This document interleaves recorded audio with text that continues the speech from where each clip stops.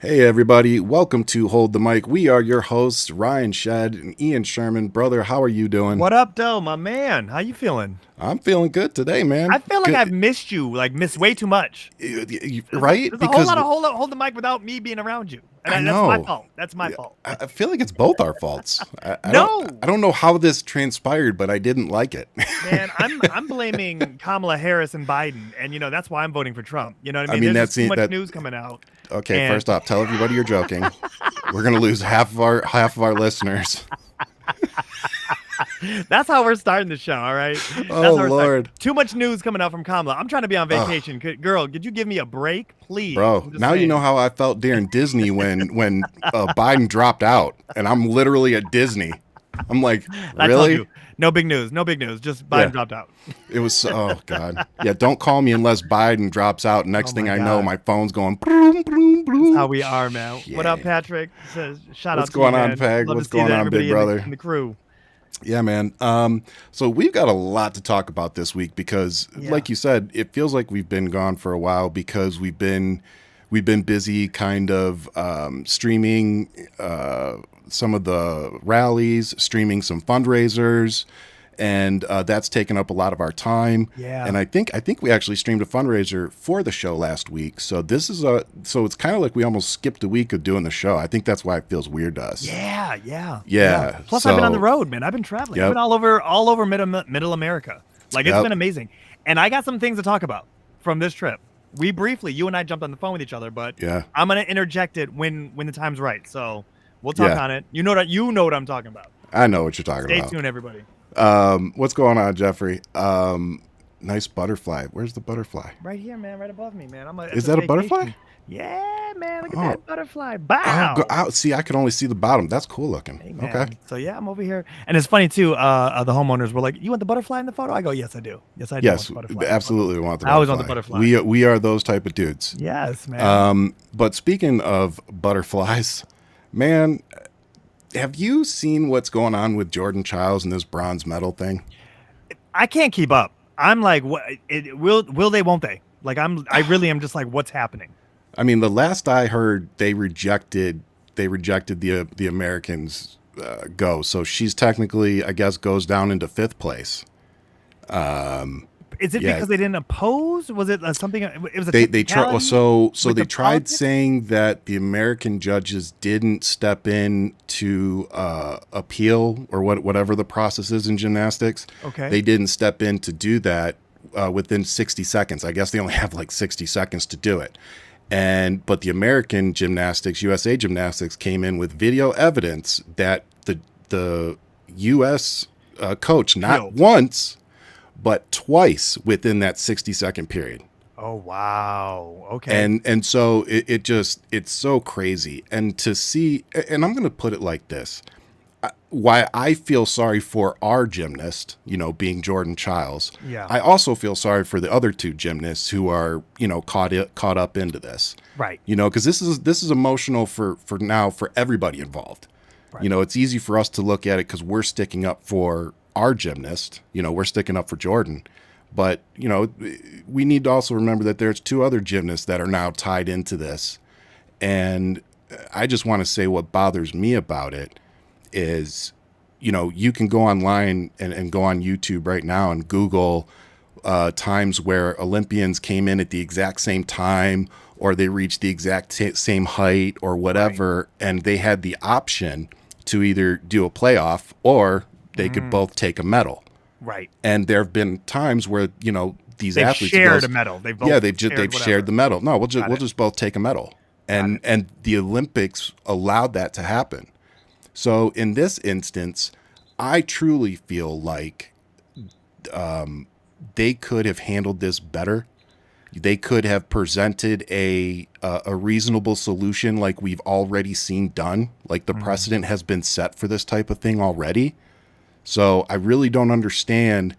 I mean, I have my theory. I want to ask your opinion on it, and then I'm gonna put up my theory. So, do you have any feelings or thoughts on this? I mean, I think that it sucks off the bat that you train all your life literally for this moment, and then it's something that's a technicality that you have no power Mm, over. You know what I mean? Like it's literally a judge. that someone did or did not see, and then they, whatever unfolds from that. And it's like, yeah, but I just physically tumbled my ass through this entire course, did everything that I was supposed to do, hit my marks, Yep. and then you're gonna hit me with a 60-second non-appeal, like something that's there that you didn't see. Like that's crazy to me. Yeah. And that they would even take it this far. But I think that they're trying to do anything they can to keep all eyes off of Australia breakdancing. I think at this point. So I By think the any way, scandal they can do, they're doing. Australian breakdancer, if she came out and talked about all the hate and everything coming her way, I just want to say it's not hate to look at that and criticize her and the people that allowed that to happen.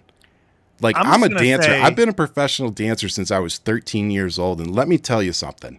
That was hard to watch. It wasn't hard to watch. It wasn't hard to watch. I honestly, if you're not a dancer, maybe you find it amusing. I think it was an embarrassment to people that can actually dance. I think this woman brought the world together. That's what I think. I think everybody is laughing their ass off at that footage and all the memes that for 1 second we have peace in the world, okay? Because that shit was horrendous and it was absolutely everything I wanted and didn't even realize it. And now we have a white woman on social media playing victim. Now, it sounds like it's checking all the boxes. You know what I mean? It's just like it is what it is. It's just a full circle experience. No one asked you to bring your ass out there, but this is one of those moments where it's like, you can either teach or you can do. And you should belong be teaching. Yeah, you should be teaching. Because it's almost like full circle from that 1980s clip of that white woman teaching how to dance, and she's like, you gotta keep it loose and you gotta pop. And I was like, what is this shit? I was like, who lied to her? Who lied to her and said, you got this? But I just want to take a quick second and thank every single person that I've either taken dance coaching from, danced with, my dad, God rest your soul, that ever looked at me and said, yeah, don't do that move again. Do better. Don't do that again. I just want to thank you all for caring enough about me to say, don't go on stage in front of a few thousand people and make yourself look like an idiot. Yeah, I mean, for me, it was lied to her. For me, it was like 1,000 tops, usually 2,000 maybe. But for her, like, you're in front of the world, toe touch. Man, when I'm sitting there and I was like, the memes where they're like, you're sitting there with your child in the aisle, and what do you see when you turn around? And they cut to the clip of her doing those toe touches. You're like, oh my God, this is spot on. All the memes are fantastic. Oh yeah, they're keeping the world together. I'm letting you know. But here's what's killing me: they removed breakdancing, which I was so proud of. Like, breakdancing made it to the World Olympics. That's how bad it went. That's how bad it went, that they were like, yeah, we ain't doing that again. Like, we just embarrassed an entire nation. Like, no one even talked. They were about to get rid of boxing. They said, no, we're going to keep boxing. We're going to get rid of breakdancing. and let me just say, dancing is a sport. There. Yes, it is. But the actual dancers that were there was one that he knew he wasn't going to win. He was Japan. He knew he wasn't going to win, but he was like, I'm going all out. And he did it. And it was like a flawless move. Like his performance was beautiful on his way out. That's all I gotta say. Like, yes, we're all talking about Australia, but no, there was some dope dancing. Yeah, I mean, they weren't all horrible, but there were some solid ones. There were some solid ones, but I will say that I thought the dance level, like, you can turn on World of Dance and find, like, give me Fiction, put Fiction up there and have him do anything. Yeah. Like, that dude can do pretty much anything. And so for him not to be on. Now, here's the thing. I will say this. I don't know what the qualifications were. So I would assume that apparently none. Well, no. What I mean by that is this. In a lot of the Olympics, you can't be a professional. And I know that for basketball, they changed that. But a lot of the events, you can't. You can't be a professional. In fiction would be considered a professional because he gets paid to do what he does. Okay.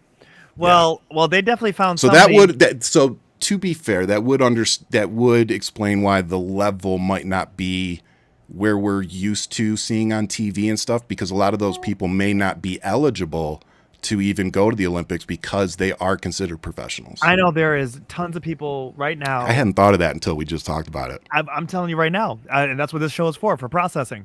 There is something about looking at the kids in Harlem and riding the train station with Showtime that would have put on a hell of a performance at the Olympics.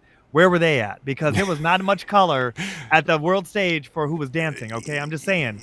Yeah, And for no them to lies pull off, detected. some professor, like I'm surprised she didn't come in with the whole jumpsuit, like ready to go. So, She looked like a manager at McDonald's. I said, who is doing this to this person? Who is doing this to her? but you transition perfectly into what I think happened. So, one of the things that you saw the world talk about was this photo right here. Yeah. Now, this is the bronze medal this is Jordan Childs right here. This is the bronze medal podium. And what they did was her and Simone Biles decided to, bow down to the Brazilian gymnast who won. And it was a great moment that, as you see, was caught on camera. And this was also the first all black. I don't think it was a podium. I know it was the first all black gymnast podium. And I think that my personal opinion is I think that they didn't like the attention that came from that. And they actually wanted to remove her so that it would be a white girl up there. That's my conspiracy theory. Who's it now? Who's in the middle? Who's right there? I forget her name, but I believe she's from Brazil. She's from the Brazilian gymnast. I forget her name. And though. she got gold. She got the gold. Simone got silver, and Jordan got the bronze. And they bowed down to her for that. Yep. What I can say to you, and that's, by the way, that's the GOAT right there. Oh, like, yeah. You can't argue that. And to see her bow down to another gymnast like that and to give them their flowers on that stage, like, it was such a beautiful moment that was turned into, a very divisive. Well, this whole Olympics was turned to divisive for no goddamn reason, like at all. Yeah. From the jump, it was hijacked by the narcissism that America likes to portray and vomit on the rest of the world. Yep. But when we talk about that particular image, that's beautiful because, like you said, giving the flowers. But it's one of those things where it's like, you talk about sportsmanship. These women are literally killing the game. They go above and beyond to really big each other up, and that's what we need to see more of. Yep. And I think about that when it comes to even like when women put down Kamala Harris and they're like, I'm not voting for her because she's a woman. She's gonna have issues and off. It's like you're not even paying attention right now to like, no. This is where you start voting against yourself, and you got to really start thinking about what you need to do for your sister. Plain and simple. So Jordan, of course, had deactivated all of her social media for a little bit. Okay. After all this went down. And the reason that I say that is what I claimed here a second ago is the Trump supporters were all in the comment section saying things like, I remember hearing glee about an all black podium. That didn't last long. LOL. Pretty funny. So they're literally saying it. So it's not like I'm just pulling this out of my ass. They're not funny. I wish. Well, it's not. I mean, they're not trying to be funny. They're telling us who they are. They're not trying to be funny. Yeah, but to them, they think they're funny. And that's the part that's distasteful. Well, what they think is funny is they think, we triggered them. They think that's funny. Right, owning the lib or whatever. Yeah, we own the. Oh, look at how triggered you are. It's like, yeah, I know. I'm triggered that a domestic terrorist might possibly get back into the White House. Yeah. Like, I'm triggered that you guys are willing to support a literal felon and rapist over an extremely qualified woman. Well, even listening to a lot of conservatives here fetishize about the women's boxing, and literally listening to them talk about this as if it was transgender, like it was like Mike Tyson in a dress, like, just listening to them talk about that, but not one peep about the actual sex offender. Is that correct, Ryan? Is there somebody who was sleeping with a 12-year-old? Was it Swedish or I'd have to look it up. But there was volleyball player, whatever. He had literally gone to jail. Yeah. For it. Like it wasn't just an accusation. Right. That was the craziest part. Like, it's bad enough being accused. Yeah. Which we all have to kind of, when you have to take an accusation as an accusation for everybody, but like it was much more than that. Like, he actually went to prison. Or I don't know if it was prison. He went to jail. Keep in consideration that how young women are, or women and men, whatever, in the Olympics. You're very young out there. You're very young. I mean, look at some of the gymnasts. I mean, that's what I'm saying. 16. That's what I'm saying. Younger. Yeah. There was some. Yeah, there were some younger. Yeah, it wasn't. I think Dominique was it Mucciano? He was like 14 or something. Yeah. So, Wild though, man. But to see what conservatives like to harp on, but like I said, they like to fetishize. Yep. All they do is they just tell us what their wet dream is. Their circle jerk. But shout out to Jordan Childs. Definitely Oh, and not cool. Rebecca was her name, the gold medalist. Yeah, put that up. But yeah, shout out to Jordan for dealing with all this. I'm sure it's not easy. I mean, you can tell it's not easy on her. So No, but Jordan, you're a badass. Just keep doing you. yes, she is. Look at Shakari Richards. Just keep doing you. It'll come around. Just keep doing you. Oh, Shakari? Yeah. She's freaking amazing. Yeah, Richards definitely. By the way, how funny is it that they wouldn't let her compete in the 2020 Olympics, but Tokyo. Yep. in Tokyo Olympics, but now Snoop Dogg was the Ambassador. mascot and ambassador of the entire freaking Olympics. Maybe that's what they needed. They needed him to usher her in because it was I mean, I think what they did was the smartest thing, and then the transition that they're using to go from Snoop being, the mascot and the figurehead of this Olympics to now he's going to be all over the LA Olympics. That's about to be everybody, boy. So that's probably I'm telling you right now. Death Row, presented by Death Row. All right. Death Row sponsors along the swimming dock. You gonna have something posted up, man. You gonna have something posted up. No, on the dive boards that they get on to get in the pool, everyone will have a face of one of the, have Snoop Dogg, Dr. Dre, Tupac, Eminem, 50. You gonna see the whole squad Aftermath coming for it. It's gonna be all of it. It's gonna be all of Dr. Dre's resume. And then when they bounce down to get ready to dive into it, smoke pops out from Snoop's. Hey man, how many Snoops? And they're gonna judge by Snoops. How many Snoops did you get? All right. Oh man, that's funny. It's coming. So, but speaking a little positive before we go into a bunch of unfortunate negative, so the interest rates here hit the lowest that they've been in 3 years. So that was some positive information that came out. Sorry, and I just particularly wanted to mention it because it was only a few weeks ago that the Republican Party, Trump supporters, MAGA, they were all running around with their hair on fire, calling, 1 or 2 bad days that happened. They were going, oh my God, and labeling it the Kamala crash. Right. So pretty funny because the Kamala crash ended up being more like a GOP speed bump. But brother, man, here we are. We're seeing record highs. It was a small dip. People freaked out. And it was over. It was called a correction. It wasn't even that serious. Yeah, it wasn't. You couldn't even call it that. There was some stuff that was happening on a world level. We're talking about stuff that was happening in Japan and some of the crashes that were happening actually in Japan because keep in mind, America's doing better than the rest of the world. And so with the things that were happening in Japan, they were then tying that to us and people started panicking. And it was a panic sell-off. And then guess what? Everybody pulled their pennies back up and then jumped back in and corrected themselves. So the only correction was people looking in the mirror and saying, what the fuck are we doing? Yeah. That's pretty much it. And so I just like to see that it's perfect timing for Kamala Harris and the Democratic Party to see that, some of the policies that Biden's administration has put into place are finally starting to take effect. Yes, sir. And it's just another reason why we need to give them another 4 years to keep us going down this path, because the fact of the matter is the data is not lining up with the right's rhetoric. That's right. And that's what we need to keep pounding home is, look, the data is not lining up with this, where everything is failing, the country's in shambles. Like, it's just not, guys. Like, yeah, prices are high and we're all paying that, but we also have now a presidential candidate like Kamala Harris who's outlining an actual economic plan today, coming out and actually putting things out there like ideas. And it's just been a fresh, what's the word I'm looking for? It's just a fresh reboot, man. There's a retooling that's taking place. I like that. Reboot. I like that. So I wanted to take a second because I think I have the fact check here. They did some interesting fact check. Now, the other interesting thing I'm seeing here is that the Republicans who are all crying about what are the Democrats going to do about, prices and all that stuff. So then Kamala Harris comes out and says, well, we're going to start working on price fixing and making sure that they can't gouge consumers anymore.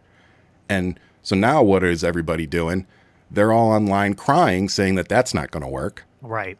So it's like, guys, you can't have both. Do you want her to try to do something, or are you guys just going to keep voting against, what you're saying you want?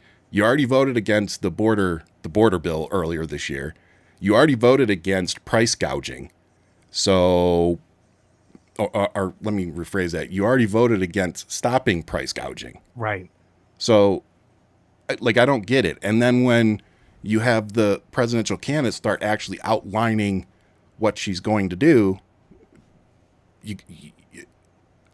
I don't get it. You have nothing. That's the problem. They have nothing to run on. They have nothing to go on. Like, Trump has nothing. He's literally he has Project 2025, and you can't separate the two of them. That but is not his. only, he had props out. Like, this dude's literally going out there with like tables full of props because his words aren't getting it done. No, Like, it's not. This is not sticking like 2016. Trump. Not even 2020. Like, No, 2016 made him special because he was an outsider, and some of True. the shit that he could say and spew would land. Right now, that's not working because he's a one-trick pony, and he looks old and he looks tired. Yeah. And Tavi G said something really dope. I'm wondering. This is Tavi G. I wonder if Trump is doing news conferences because he's too broke for rallies. Here's what's interesting about Trump and the rallies. There's a reason why he's not doing indoor rallies, and that's because he didn't pay the bill. And so people are still from 2020 like, yo, you still owe us money for these resources from the cops that were there, from all these police departments, all these people who did overtime. You talk about back the blue, but you ain't paying the blue. Okay. So you have all these past bills, invoices due. And so he can't do these indoor rallies anymore. So he has to do them on farmlands and random places that are clearly where he's getting shot at by his own, Republican constituents, right? Yeah. Until proven otherwise, that's still the standing point. That's the talking point. So I wanna go through some of the things that Harris outlined today. Fuck Trump. Let's actually talk about some positives. Kamala Harris talked about the Democrat. Let me just read it. The Democratic presidential nominee laid out plans, including a proposal for a federal ban on what she called price gouging on groceries, as well as $25,000 down payment help for certain first-time home buyers and tax incentives for builders of starter homes. She also spoke at length about lowering drug costs and criticized the platform of her Republican opponent, former President Donald Trump. Yeah. And then it goes in and here's a closer look at some of her promises and claims. The impact of Trump's proposed tariffs. Trump wants to impose what is in effect a national sales tax on everyday products and basic necessities that we import from other countries. And economists have done the math. Donald Trump's plan would cost a typical family $3,900 a year. The facts. Harris was referring to Trump's proposal to impose a tariff of 10 to 20% on all imports. He has mentioned both figures and up to 60% on imports from China. Like, I don't even have to go on to the rest of this. Like, she literally picks him apart and explains to the American people why Trump is an idiot and that why his plans won't work and why hers actually have a chance at sticking. And again, any Republican or conservative that's out there right now complaining about how this woman just said that she's going to stop price gouging on the things you're complaining about being too expensive. And by the way, can I just ask you all, why is it that corporate profits are never part of your equation when you're talking about these things? At all. Everything's record breaking, history breaking, blah, blah, blah, blah, blah, breaking profits at all these corporations. But we never talk about it. No. It's never part of their equation of why does this cost me so much? Yeah. Because the corporation you are buying it from has to pay everybody and has to pay their shareholders and keep everybody happy. So guess what? And they're the ones raising the prices on you. Right. So you want to look at somebody that actually cares about consumers? The perfect example is Arizona iced tea. Go Google what that man has done. They keep asking him, why have you not raised your 99-cent price on these things over the last several decades that you've been doing this? He's like, because it's all paid for and I don't need to. Yeah. That's somebody who actually cares about other people. He's still making money. Yep. Could he make more? Yeah, definitely. But he's choosing to say, I make enough and it's better for me to, for people to still be able to afford a 99-cent iced tea versus $2.50 Mountain Dew. Right. So, and when you talk about public responsibility and businesses having responsibility, to me, that is somebody who realizes the responsibility that comes with owning a business and being somebody in the community that has the means and opportunity to help others. Like that's what we need more of. Elon Musk is not that guy. No, my God. Like Elon Musk would sell his mother. Speaking of, Trump voted early in Florida. Did you see that? You broke the news to me when you said, I go, wait a minute. I didn't even know the news of DeSantis freeing him up. When did that happen? He hasn't received any kind of pardon that I'm aware of. Interesting. Now, the interesting thing to me is... Did a felon just vote in Florida where they're the hardest? 34-time convicted felon. So I got to do a little more research. I'm interested to see what's going on there, because is it like a loophole where because he hasn't been sentenced, he's not technically a felon yet? Like I don't understand why they let him vote. But I think DeSantis had already come out and said that he was going to do something that would allow him to vote anyway. Yeah, so. But I mean, they didn't do the whole little Sharpie thing. They always have that little tiny desk that they like to operate with. You would think that there'd be some type of little tiny conservative circle jerk of, we pardon this man, our next president, because he needs any type of news he can get right now. Just saying. Oh, he is so desperate. You know what I mean? So desperate. So he needs to be just soaking and those up. By the way, mainstream media, can you stop going down to Mar-a-Lago or wherever this dude is at and setting up? Ryan. Like, he calls you guys every name in the book and blames you for everything. Stop towing to this dude. Stop. But keep in mind, this old ass senior citizen is literally in his retirement home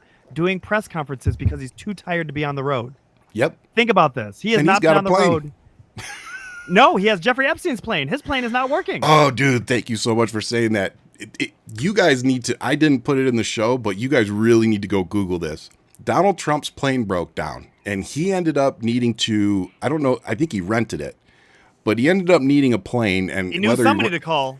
He knew somebody to call because he got Jeffrey Epstein's old plane, and I verified this. I researched it. And he put his little jelly stickies on there. And he put his Trump, 2024 thing on it. Like, wow. Like, no. I'm sorry, anybody in their right freaking mind, if you're being associated with Jeffrey Epstein, there is no way in hell you're getting me to get on that plane, let alone rent that plane, and let there be a paper trail showing me renting that plane. Don't bring no black light. Don't bring no black light. Oh, like he must have fond memories in there. He's like, oh, let's rent that plane again. He knew how to get it. That's all I gotta say. It wasn't that hard to get.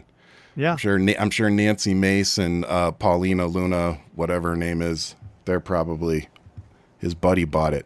Yeah, like they even tried changing the tail number. But like people had gone back and shown where the tail number was changed. Shit lined up, man. There's a paper trail. It's like you're not even trying to hide it. Like it's like here we are. Like I said, any rational person, if you're being associated with that, like you're not gonna go get on a plane that used to belong to him. Like that's just you're doing. That's an easy PR like decision. That's a no. This is just telling me that his camp is just falling apart. Just in general, and keep in mind that every August he fires his campaign manager. So far he's been 2 for 2 out of the 2 elections that he's been a part of. So now we're in August. We're gonna see if he does a shakeup, and we'll see if he fires somebody. I don't think he fires them. I think they leave, and he says he fires them. Whatever the case is, it's always been a shakeup, and it's just one of those things where we started finding out what's who's who, But Steve Bannon doesn't get out of jail until November 1st. So he can't rely on Steve Bannon for this year's election. Darn. Yeah, let that sink in. So he doesn't have a deep bench. You know who else they can't depend on this election? The UAW. Ooh, the UAW.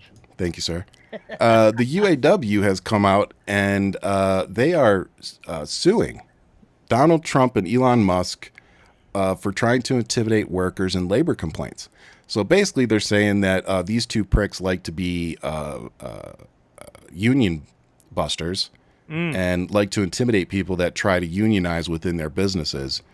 And yeah, so this is when you're running for president and you're trying to run as the, being pro-America and pro-American, it sure isn't a good look to be being sued by one of the largest unions in the country. That's wild, man. That's Yeah. wild. So Because if you're a union person out there, just remember, Donald Trump does not care about unions. He does not favor unions. He thinks they are horrible. He thinks they are literally drains on businesses. Yeah, So just he remember thinks- that when you're getting in the voting booth. it's quite telling to see who these two men are and how much they depend on each other now, Elon and Trump. And they are in a race to the bottom. I'm sorry. So Vance's plane reportedly broke down today. And you know what that's a sign of? They can't pay the mechanics. Man, they don't have the budget. I always tell people, there's an old joke out there, because for those of you who don't know, I was an aircraft engineer. There's an old joke. If you want to make a small fortune in the airline industry, start with a large one. Because the maintenance on planes is ridiculous. The amount of money that they have to pay somebody like me to do the maintenance on the plane is actually quite substantial. And it's literally forever how many flying hours you have to have it in the shop being maintained. Is that correct? I mean, yeah, this was just refurb, so Trump's plane he should be far off from that. But, Vance's plane, so usually every plane has a different types of inspections. So they'll have like one that's kind of like a glance over. But then, and I don't know what the time frames are, so I don't want to quote any, but I'll just say like 2 years, maybe a 2-year time frame, that they have to do a major inspection. So for those, they go in the hangar, they take panels off, take stuff apart, and try to get eyes on everything as much as we can get eyes on. And then you fix everything you find. So more than Boeing on a Tuesday. Got it. Okay. Man, it's it's crazy and disheartening to see a company like Boeing go from, being the safety standard to being one of the planes you don't want to step foot on. Right. It really has been a crazy trajectory to watch. I also don't want to be a plane inspector. Yeah. Not under Boeing. I'm good. But just to top off the UAW, so the United Auto Workers Union said on Tuesday it has filed complaints with the National Labor Relations Board against Donald Trump and Tesla. Opens new tab, CEO Elon Musk over attempts to threaten and intimidate workers. So yeah, that's not a good look for either of them. No, but we all know where that money's going to. It's going to all that, find these cases, appeals. So I would be remiss if I didn't mention we were going to broadcast this, by the way, but the Elon Musk Donald Trump interview on X went about as well as you'd expect. Ryan, I'm so glad that we did not. I'm glad. Me too, bro. I'm so glad. You're like, let's just focus on Friday. And I was like, you know what? I love you, bro. I was like, let's focus on Friday. And then to read this the next morning, I go, I am so glad we did not. I'm so glad we did. Because it would have been 45 minutes of us just talking shit and just waiting and waiting. And by the time it started, I would have been done. I'd have been like, I don't even want to listen to this anymore. I don't want to hear this bullshit. It's so true. Yeah. And you're sitting here and you're like, Elon's supposed to be the smartest man on this planet. You're like, one of them. Yeah. How is it that, and then of course, Trump, he knows all the best people, especially where to get planes. And so, you think about this and you're like, how is it that this is literally you guys putting on a production? And on top of that, this is 2 for 2 for Elon. DeSantis was a flop. Yes. And now Trump. Maybe let's not go with Elon anymore. He's not the platform. I'm sorry. I know we're on X right now. I get it. But we're doing just fine. We're on several platforms though. Yes. So, but that's my point. We're doing just fine all over the map, right? Yeah. You over here had an exclusive and your shit went bye-bye. That did not land. It did not land.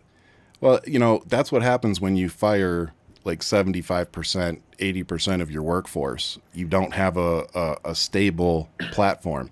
Literally, I've said this several times. I pay for it because it's a pay to play platform now. Yeah. So if you don't pay, you get throttled down. So I pay. But it's like, how is it that you go from a platform that used to be free and work pretty darn good, considering, to a platform that you're now paying like $11 a month for, and it works way crappier than it did Right. when it was free. That makes no sense. Elon Musk manages to take things, businesses and platforms, and literally make them worse and charge more for them. Like, that seems to be what he does. Yeah. And for some reason, people pay him. So, hell, I'm one of them. Yeah. You're part of the Now, problem. granted, I will say I make I just got paid today. I got paid $283 from him. So, I made 25 times what I pay him. So You made yours back. I make mine. Capitalist. I make mine back. Plus, I take more from him than I get. Good. As you should. But let's But move on. maybe you're one of the hackers that he claimed. Fucked up. Don't say that, man. They'll block us for that crap. See, they I already said know. they said hacker. They said hacker. God. I actually agree, Rochelle. Elon wants to destroy America in any way he can. I agree. And for those of you who may not know, Elon Musk has 3 citizenships: South Africa, Canada, and here. So, to expect some kind of loyalty from this guy, like he was born here, I wouldn't expect that if I were He's you. not a patriot. Let's just say. And then on top of it, look into his businesses. Look into how he got into PayPal. You know what I'm saying? He didn't come up with all of this stuff. No. Look at how he actually came into Tesla and what he did to the 2 guys who actually started it. Right. You want to know why the car went from a nice, sleek looking, car from their first Roadster to, the Model Y that looks like a freaking shoe driving down the road and a Cybertruck that looks like something off of Roblox. Yeah. It went that way because he literally pushed out the 2 people that were the actual masterminds of Tesla, right, and hired a bunch of yes people around him that said, yeah, that Cybertruck looks great. That's Elon Musk in a nutshell. He is not that smart. He had money. He manages to buy his way into businesses, and then he pushes people out and he says, look what I built. Look what I created. Yeah. No, bitch, you didn't create it. And matter of fact, you're driving it into the ground because you aren't the person that came up with this. I'm actually interested to see how X plays out, because I know he was forced to buy it because he talks too much and he put his money where his mouth was, and they held him accountable. They said, "Oh no, you said you're backing buying out." Yeah. Tried to back out, and so he got forced into it. So I know that he's disgruntled for owning it now, but at the same time, he's going to make it what he's going to make it. When it comes to Tesla, you look at the cars and it's like they haven't even changed the headlights. The news that they were making was that headlights were being changed on the Tesla model. And you're like, that's news after 10 years? You had a 10-year head start over the entire industry. You should be leaps and bounds ahead of everybody, ready to go. You should have a car for working class Americans that's affordable. And you don't. You don't. Yep. And so it's like, here we are. And now everybody's here to eat your lunch. And it's like, same thing with the space race. You have that now. And it's like, you want to keep naming everything X something. It's like, okay, you're going to get X'd out. That's where we're at. So yeah, here we are. Yep. Yeah. Elon is not a friendly. I'm very convinced of that. Just see how he's treating Ukraine with his satellites. First off, Starlink, where he's helping out Russia. If you look at everything he's done, one of the first things I'm concerned with is Elon Musk putting brain chips or chips into people's brains and having access to everybody's internet that gets used on his satellites. He is accumulating everybody's information right now. Yeah. You want to talk about something you should be concerned with. If you're like me and you're on Twitter, he makes you get verified. If you want to get paid, you have to send in your ID. Well, guess where he sends the ID once he gets it? He sends it to a company in Israel. So he doesn't even use an American company to verify our IDs or keep our information here in the country. He sends it, he outsources it. Right. And you can Google this stuff. Go fact check me. Please, go fact check me. I mean, Israel's like the Silicon Valley of the Middle East. They are so leaps and bounds with all technology and stuff. So, I mean, I get it that he would outsource there. But Elon is, I don't know, man. I just don't trust him. I don't trust him at all. No. It's bad. I didn't want to send him my stuff, but it was just like, I'm like, well, my Social Security number got stolen. That's the 3rd time that's happened to me. The first time it got walked out of the Pentagon on a laptop. The second time the Pentagon was a thumb drive or a hard drive, and then it got walked out of a a naval base in, I think it was Maryland, got walked out on a laptop. I was one of 100,000 people. Yeah, it was weird. I've got free credit check for the rest of my life because of it. Wow. Yeah, the military's like, okay, so because you've been part of this data breach, we're going to give you free credit checks for life. It was like, thank you. Okay. Okay. Yep. I've never had to pay to get any of my credit reports since then. Okay. I just can't. First off, I'm thinking like the Mission Impossible of it leaving on a hard drive. Like, how did dude, try reading that letter. I should have framed the damn letter. Like, it's like, so we're just writing to inform you that my bad.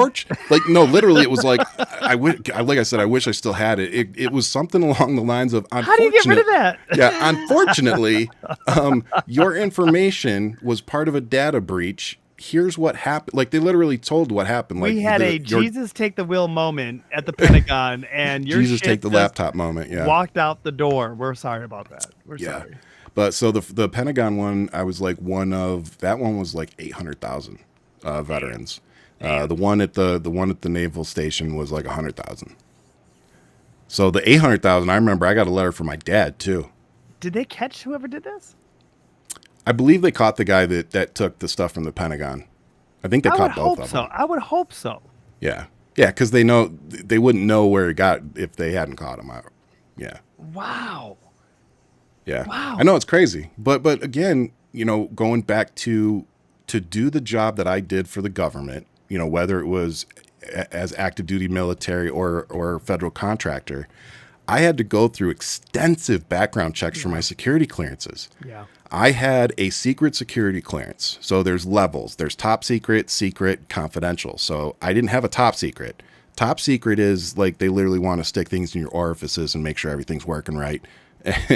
And a secret is we want to know everything about you and the people in your direct circle. Right. And so I tell people all the time, it's very extensive. And then I go on to tell them that anybody running for president of the United States does not have to go through any type of background check. Which is so wild to think about. Anybody running for Senate or Congress does not have to go through a background check. Anybody running for your city council, for your state reps, do not have to go through a background check. Right. We need to absolutely change this. Every politician should have to go through the same type of background check that any other federal employee that has a security clearance or is going to see information, confidential information has. Like it has to happen. Yeah. That is one of the best ways that we can start at getting corruption out of our government, because these background checks are meant to catch things. Donald Trump may not have to release his tax information to us, the public, but if he's getting that background check, you better cough up 10 years of your tax returns. It's a requirement. Like, you don't get to say no. Oh, no? Okay, well then you don't get your clearance and you lose your job. Give me your badge. We're going to walk you off the base. Right. That's how it goes down, guys. So we have to get to a point where we hold not just our elected officials, but I personally think anybody that wants to run for public office should have to pass a background check, at least a confidential background check. And I'm just saying, if you want to get anywhere near any of my orifices for that top secret, you got to buy me a drink first. So that's what they'll buy you a drink, all right. They're going to buy you a drink. I believe it. but usually those jobs that have those top secret clearances usually come with a pretty nice paycheck. Oh, yeah. So you'd be willing to bend over and take 5 seconds. Trust me. Give me 20. 220,000 a year. You'd be like, eh. Meh. I know. I never got my AMP license, and I kicked myself for it because people that have their AMP. Yeah. So I was a structural engineer, so I did everything with sheet metal, but I didn't do any engine work. So AMP stands for airframe and power plant. So I did the airframe part, but a lot of mechanics out there go to school and get certified to do both, and they make a crap ton. Like, they can basically write their own check if they want. Like, oh, you have your AMP license? Yeah, we'll give you 180 a year plus per diem, plus bonuses, plus there's all sorts of stuff. So Yeah, people that go if you like being a mechanic, go get your A&P license. Telling you can make all the money in the world you want, and you can travel around doing it too. And since we're giving advice, this is not advice. I was like, what's coming? I'm just saying that if you're thinking about jumping jobs and you want to just put there, that you were a project manager at Twitter, which no longer exists, there's no one there to cite your source. Ooh, that's true. I like that. Just I saying. like that. Just saying. If you happen to be a manager at Twitter before they were bought up, managing partner at Twitter. if you were CEO at Twitter, it's endless. Whatever you want to be. Oh my God. They can't really check you. Just putting that out there. You should just put that like CEO, CFO, COO of Twitter. Before X. Before X. Okay. Oh, you're a big deal. Yeah. Absolutely. Oh my God. So there you go. So speaking of, I don't know how to transition to this one. This one got me. But no, you sent me something on GOP pollster Frank Luntz. Yeah. And so I wanted to put it up for a quick second because he I like said, this pollster. I like this guy. You know what? Here's what I want to say too, real quick, before I let you take it. I am seeing a lot of conservatives and Republicans coming out against Trump, and not just against Trump, but they're literally saying we are going to vote for Kamala Harris. Yeah. And that has been so refreshing to see. Yeah. Because this is the way it's supposed to be. At some point we need to put away the partisan bullshit and remember that we are all Americans and that our country is bigger than one person or one party or one movement, one community. We are bigger than that. And seeing people that have platforms start saying that, and actually putting their platform at risk, saying, "Hey guys, I know most of you may be Trump supporters, but here's the truth." Yeah. And they're talking about it. They're like, I want a democracy. Like the way this person is talking, I can't get behind it. Yep. And we're talking about true Republicans where they are about, being. Yeah, I would consider them hardcore. Yes. Yeah. Where they really are like, no, we stand with, the blue and the stripes, right? The red, white, and blue, and just country over party, man. Country over party. That is to me as a true Republican. Where with liberals we always can take shots at. I always have fun with it, but at the same time, it's like they dream of a better tomorrow, and so they're willing to fight for it. Yep. Where conservatives they don't want to rock the boat, right? They literally want to go backwards, really. I mean, this mega party wants to go backwards. Republicans to me want to be responsible. Yeah, more like fiscally conservative, but not until they're in power. But not off their rocker. Right. Yeah. And I say that conservatively. All right. Like they the moment they get a little bit of power, they get drunk with power. So well, it's just the fiscally conservative people, it turns out they aren't very good at being conservative with their money. No, they're not. They're very daring with your money. And that's how they kind of go. I like how you said that. But with this guy Luntz, what I'm seeing, and so this all ties together. So what he's really going off of is all these things with Trump, and I don't, as I always talk to you about this, Ryan, I don't want to give this man too much room because he's taking up so much space on his own. Yeah. And he's starving for attention, which he's not getting. He's starving for it. So for him to do these events at Mar-a-Lago tells me a couple things. He's tired. He really does look tired. There's not enough orange paint to keep this man looking like Oompa Loompa fresh. You know what I'm saying? Like he does not look on point right now.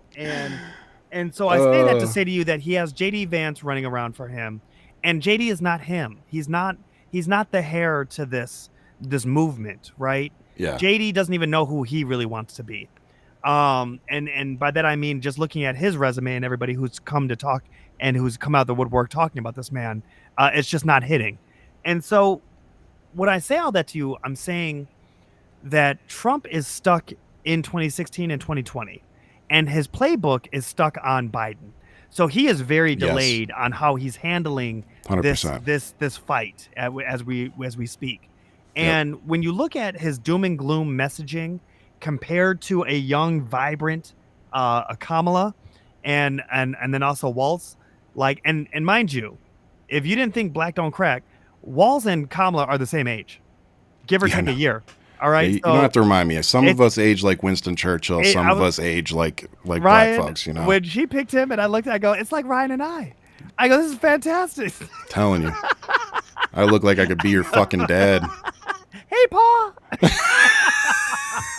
So it's one of those things where I see it, and you see that like Kamala. First off, fuck you.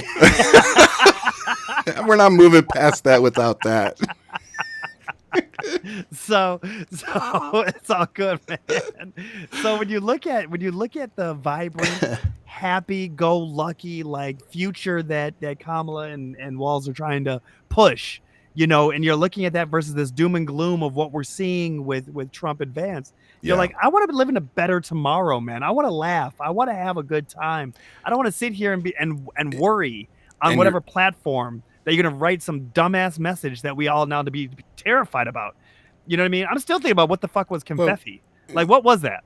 well, and I want to read what Frank said, but I like what you said there, and I think it's worth highlighting that while Biden, has lost a step or two, during this presidency, it has been nice to wake up every day and know that the one of the worst things that you're probably going to hear about Joe Biden is some right-wing propaganda.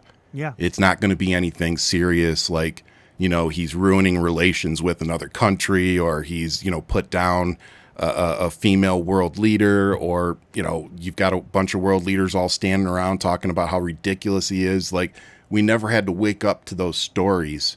And it's been a refreshing 4 years to not have that, that anxiety constantly over our head. I shouldn't speak for everybody else. For me, it has been nice waking up every day, not having that, that doom and gloom anxiety hanging over Right. me. That's like, oh my God, what did Donald Trump do today? Right. Like, how did he make us look like complete idiots did he go to, was it NATO he went to and got laughed on stage?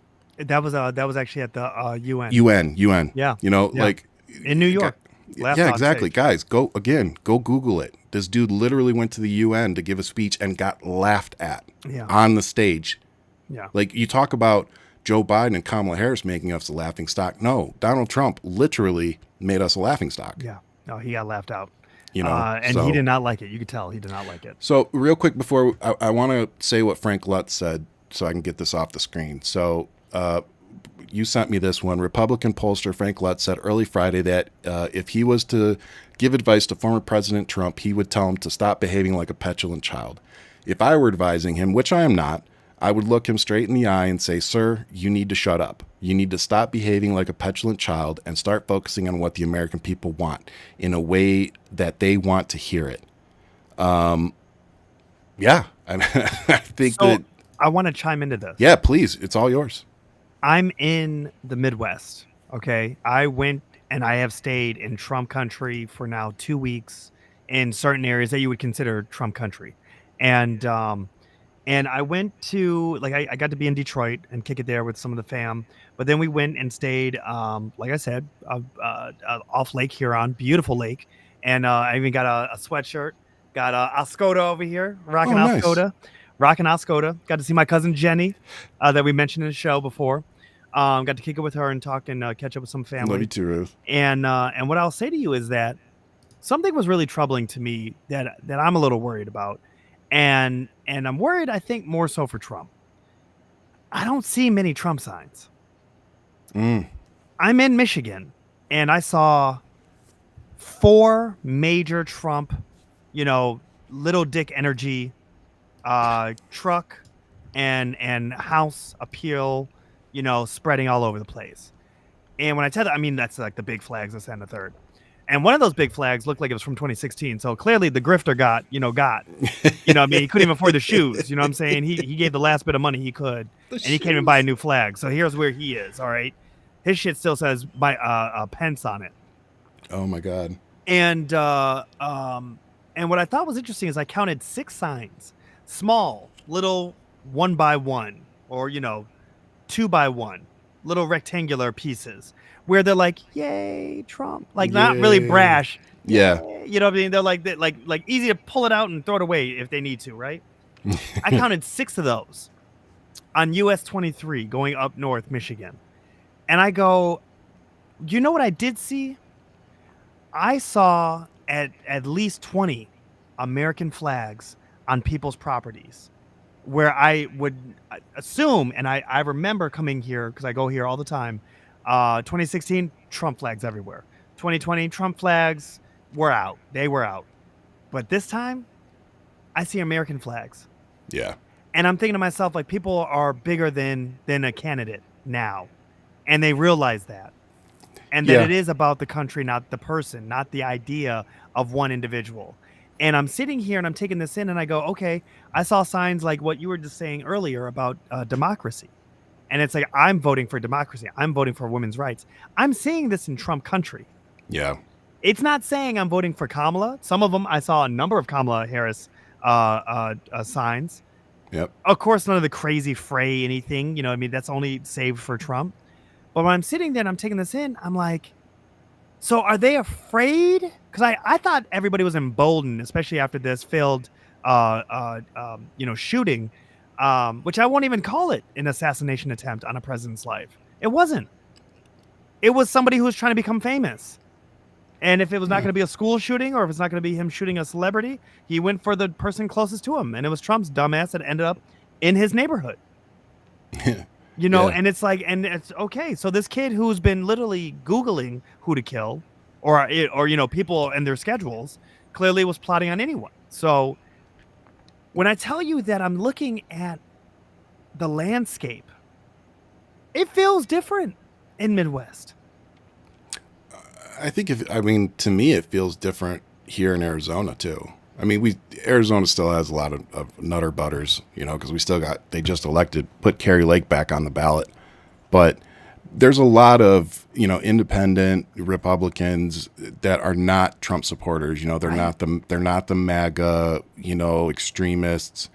And they do see that, I don't mind disagreeing with somebody on policies. I Yeah. really don't. Yeah. Like if you come to me with a valid argument why you believe, a policy should be a certain way and that, Kamala isn't going to back that, like that's a conversation I'm willing to have. Like I want to have those conversations. Yeah.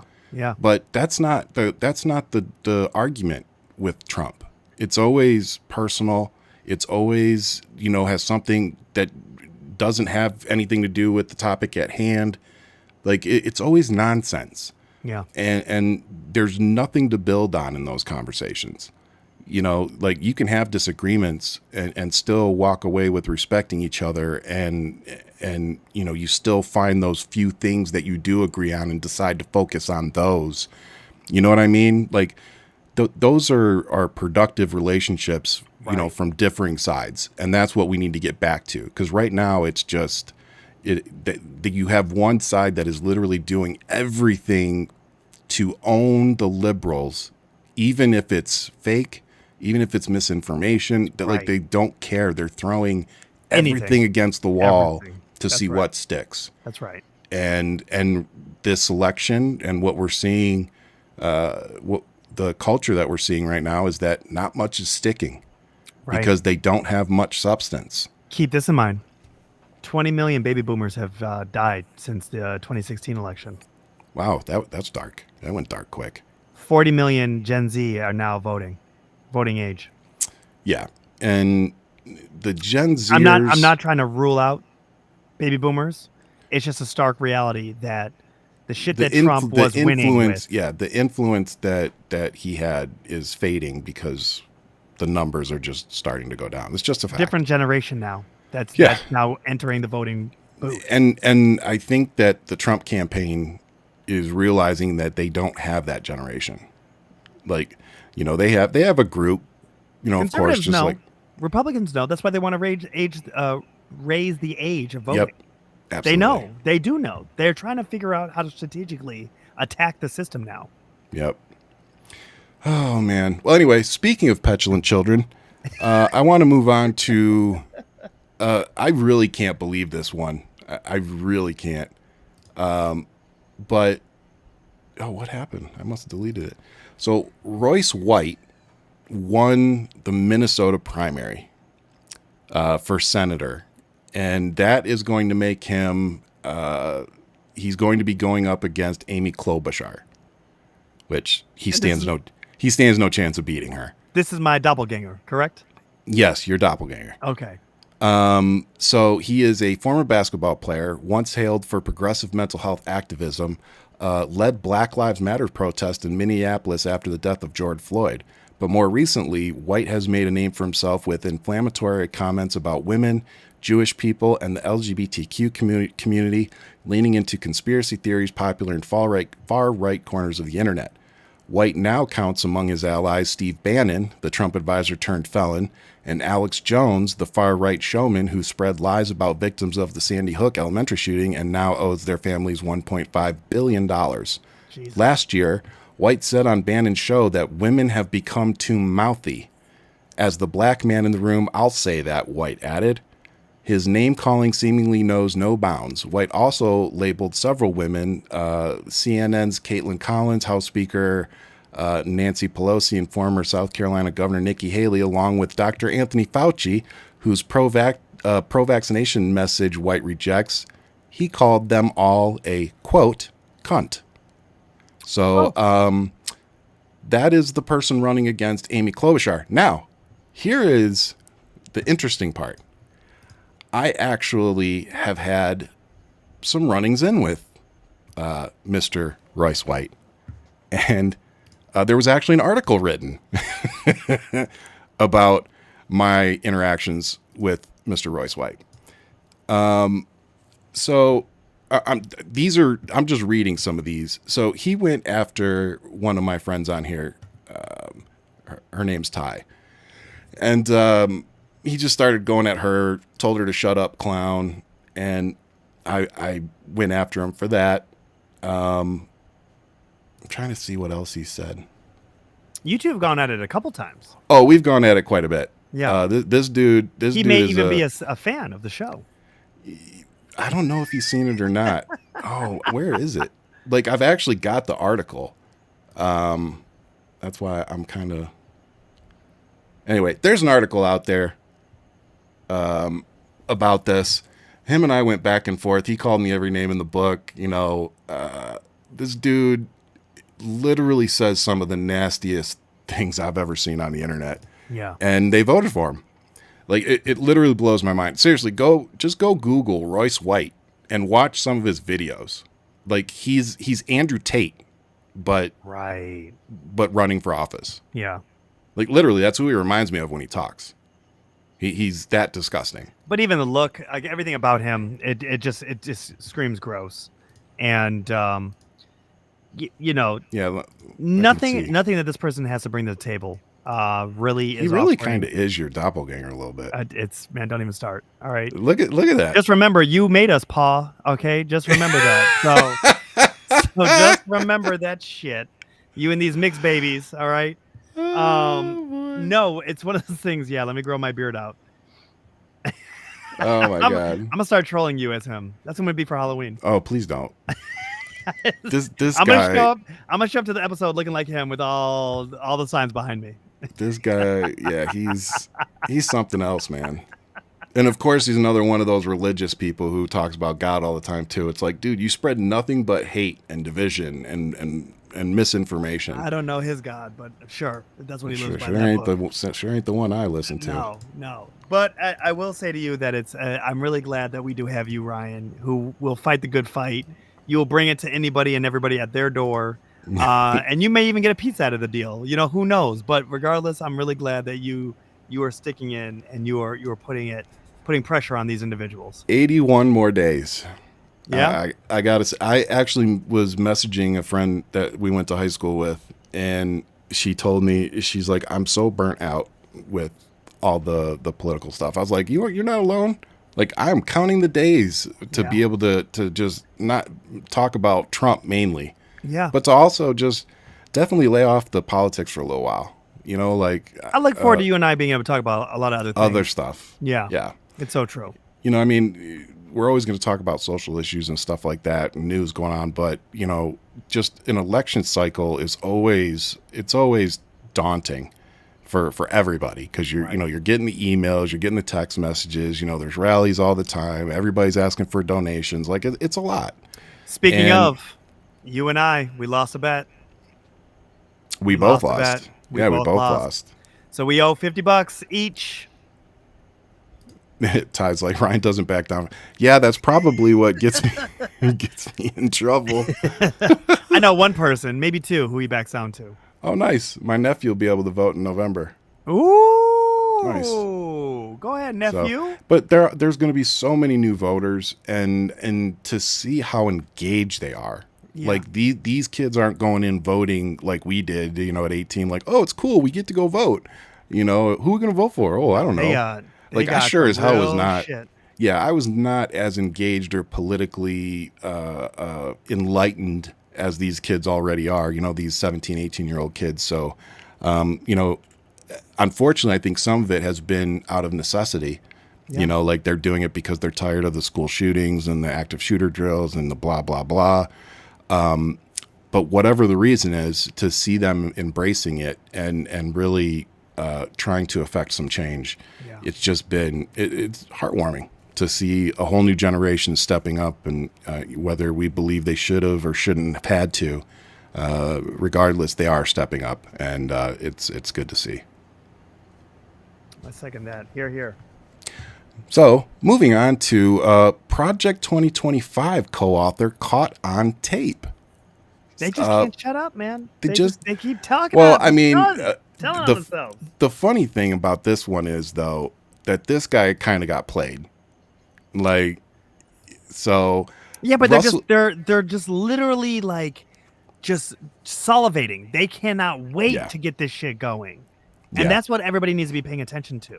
So let me, while I got this up on the screen. So Russell Vaught sat in a 5-star Washington, D.C. hotel suite, bowing his head in prayer with two men he thought were relatives of a wealthy conservative donor.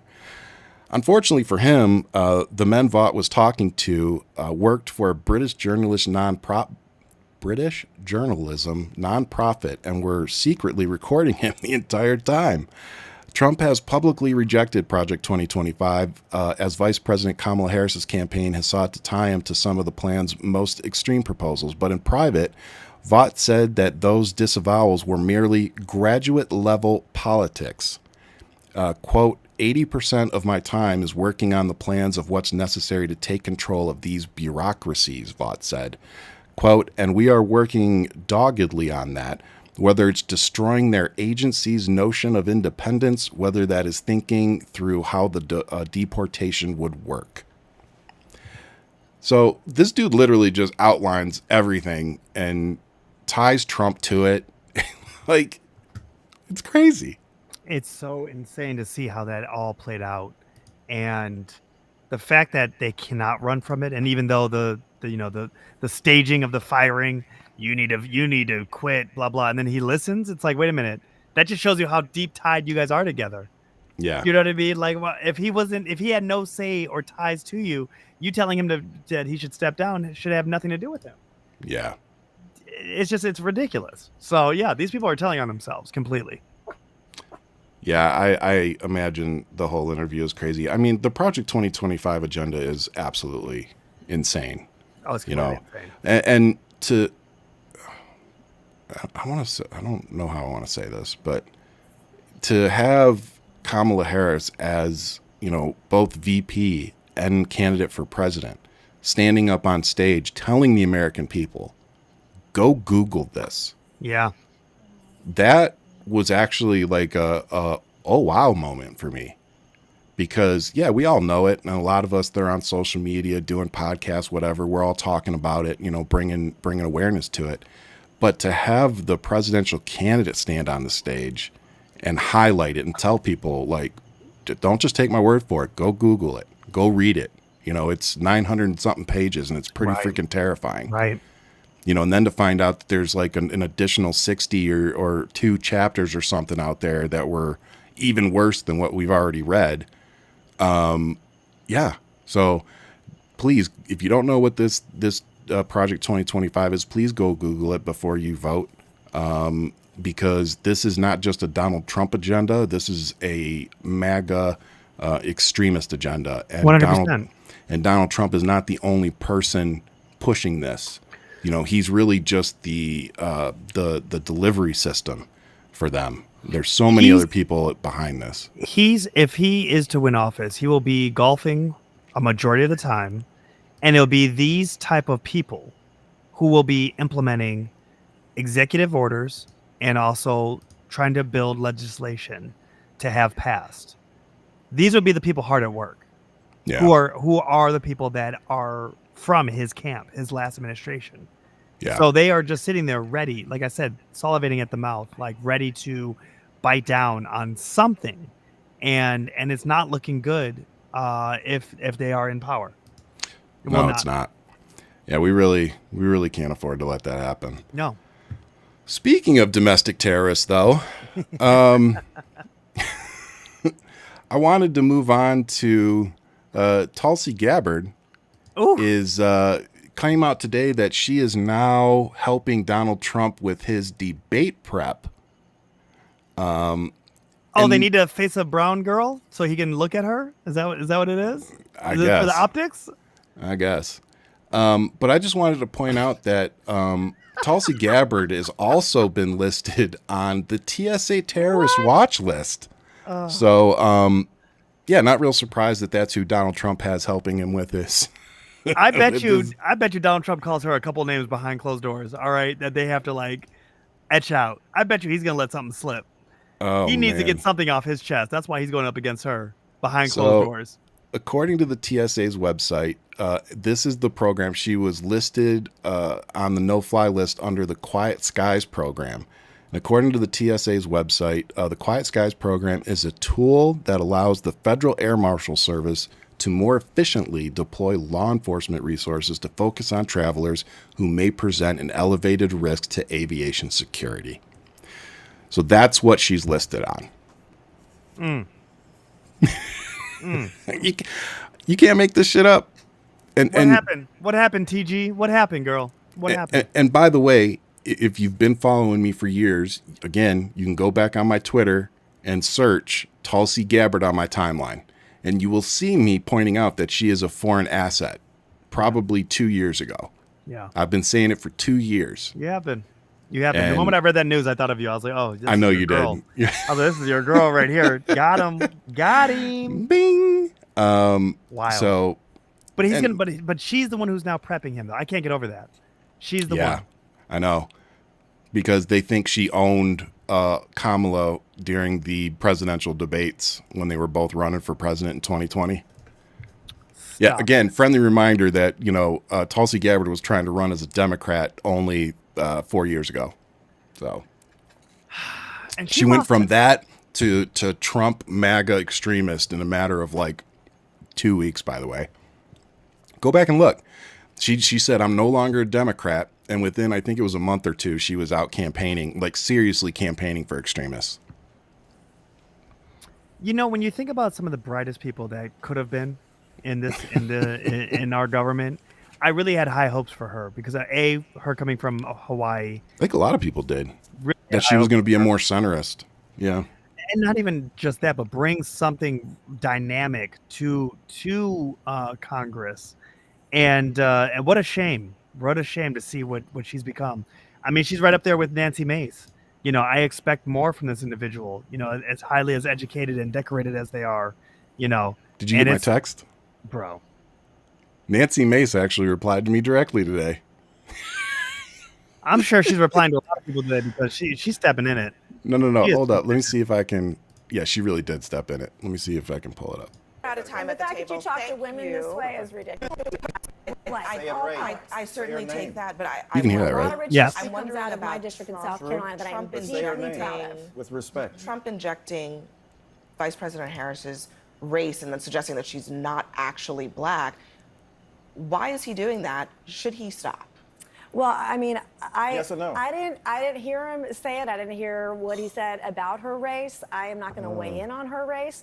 As a woman, He did say it. Okay, well, as a He woman, definitely said it. I want She to weigh turned black, in. he said. He said she was raised Indian. Now she was Indian, all he knew. Now she Well, turned she's of black. mixed race, right? She's of mixed race. He said that to the National Association of Black Journalists. Right. He went to, and he said at the same event where he said he'd done more for black people than any president in history. I guess here's the thing. When he was president, wages for women were better than they've been in a long time. Wages for blacks were better The than they've lowest been in a black long time. unemployment rate in He history. did. It He happened did a under lot Joe of Biden. good. He did a lot of Congresswoman, good let me just finish this for to both people of you. from all walks of the This country. doesn't take that much courage, honestly, to just say that was out of bounds.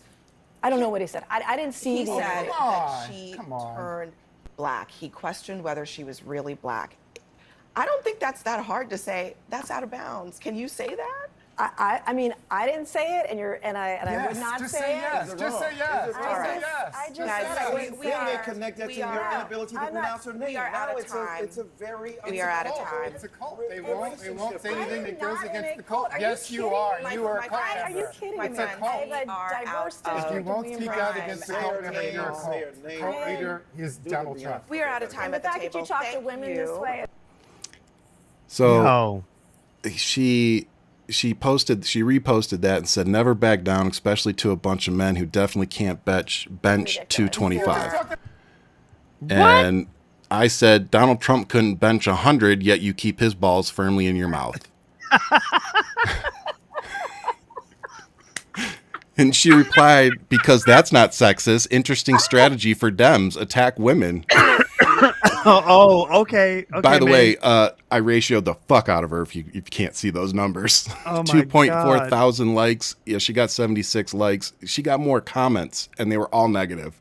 Like, they were all like, Oh my God, Ryan. First off, I love you. Let's you. give you your Thank flowers. You use your superpower for bad, and I'm here for all of it. Okay, I'm just telling you right now. I am here for this smoke. Second off, Mace is an absolute disappointment of a human being. Okay, Yes. Plain and simple. Yes. If you guys go look at her like her resume, she is highly educated. yes. And so to play this stupid, because this is now playing stupid, you are saying her name wrong, and we don't care. We're not here for it. We're not even interested in these almost coded language ways of trying to make someone feel inferior. Yeah. You're talking about the vice president. First off, put some respect on it. This is Former the DA, former AG. You know what I'm saying? Former Put in senator. the work. Put in the work. Don't even come at me about their resume. Yep. She put in the work. On top of that, even when someone is the president, you still you give them the respect. It is what it is. Even if you don't like who they are or what they've done, it's still they are in that seat. Period. It is what it is. If you don't like it, vote them out. Yeah. That's the reality. And with Mace, I only cringed my face because I said a lot about Trump. But yes, but you were like, this is the president. You're like, President Trump. He's an asshole, blah, blah. But you still put the title in there. You weren't Yeah. like, this dick who's in office. It's like, no, you really did, for the most part, put out there what his title was, right? That's fair. What it was. Yeah. So you had the respect, at least for that, to still tell him he's a piece of shit, respectfully. But with Mace, I'm sitting here and I'm just like, do you not understand how bad this just looks for you in general? yeah. Like, in general, you're never going to be able to be, if you have aspirations of being president or vice president yourself, clearly you're Ryan, I'm sorry. That shit is hilarious. Just Yeah, I see everybody in the comments showing me love too, by the way. I love y'all. it's like, well, he can't bench 100 and you hold his balls. Yes. I appreciate you. I appreciate you. Not the comment I thought we deserved, but you know what? It is the one. It is the one. Oh it is the my one. God. I appreciate you. Oh, I is appreciate this the one? I think I do. I have it. Hang on a second. I'm gonna pull this up before we stop talking about Nancy Mace. Add to folder. Yeah, it's just wild to me to see. But if you guys look up her actual resume, like, she is really intelligent. Yeah, That's why it's such a damn shame to see how stupid she comes off by design. By design, So tell me if this doesn't sound familiar to how she dodges questions. Oh, let's see here. Communist China. Corruption is a real problem in this country. And I have seen bank accounts. It is. But I have seen bank accounts of the president's grandchildren with money directly from communist China. That should not be happening in our country, and it should be exposed for every American to see, and then decide whether or not that's okay. Whether there's an impeachment or not, I want people to see the evidence that I've seen and make a decision for themselves. Do you believe the evidence against Donald Trump? Which evidence? All, I mean, exactly. What are we talking about? Pick one. Pick one of the 91 charges. Which indictment? I mean, which one? It's a lot of them. Let's just say Georgia. Georgia, that would be over the election fraud. I haven't seen the evidence yet. I haven't seen it. There will be a trial, and everyone is allowed. Again, I do a lot of civil rights work, and everyone is allowed due process under the law. And if they're found guilty, they take responsibility for that. But I haven't seen evidence to show that he's guilty of that. Now, there are a lot of people around him that did a lot of things. There's that Sidney Powell that took like a database, like a voter database maybe, and I don't know. Yeah, man. Yeah, she's not smart. Just not smart. And in the moment she was in the hot seat right there, she just froze. I didn't hear him say that. Yeah. Oh, I haven't seen the evidence. Oh, I've seen bank accounts of Joe Biden's grandchildren that they're getting money from China, but I haven't seen any of the evidence of the 91 indictments you're talking. Bitch, please. Yeah. I would love if she would hold people accountable. Like if she was like, yeah, I saw bank accounts for blah, blah. But you know what? With Trump, whatever. And go, if she did them both, I would be like, yo, she'd be more than welcome on this show because this is what we try to do, right?